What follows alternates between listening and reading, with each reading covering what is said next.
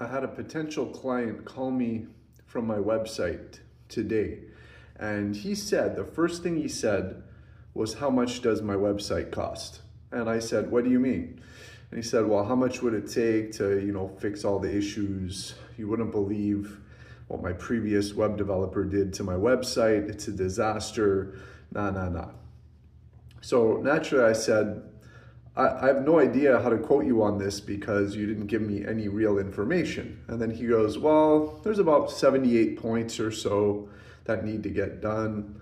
And I'm like, "Okay, can you send me this list of points by email so I can look at them with my web developer and give you an honest quote on how much this could cost?"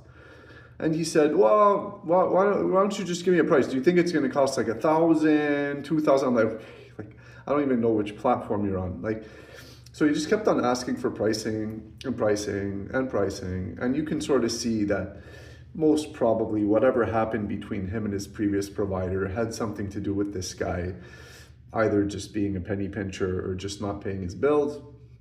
So, this is a type of client I just, at this point, with a very nicely chunky, full pipeline, I just want them to move on and go and harass one of my competitors and waste their time. So I happily directed him to my packages page that I have on my website with cookie cutter pricing.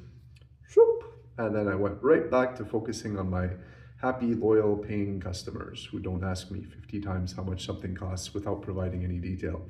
So, moral of the story, do not provide pricing information unless you have enough information to quote properly and honestly to your customers. Because if I just threw out what I told them was, you're asking me to lie to you. You're asking me to invent a price that has no basis out of thin air on deliverables that don't exist.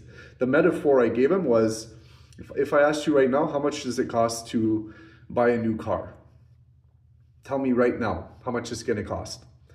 Well, you got to ask some questions first, right? Like, okay, well, are you looking for, a sedan? Are you looking for a sports car? Are you looking for a coupe? Are you looking for a certain brand? Are you looking for used or new? Are you willing to explore pre-owned? Would you consider buying new? What year? Or, are you going to buy like this year's latest model? Or are you okay going back a couple of years? What features do you need? What are the specs? What are the features? Do you want air conditioning in your car?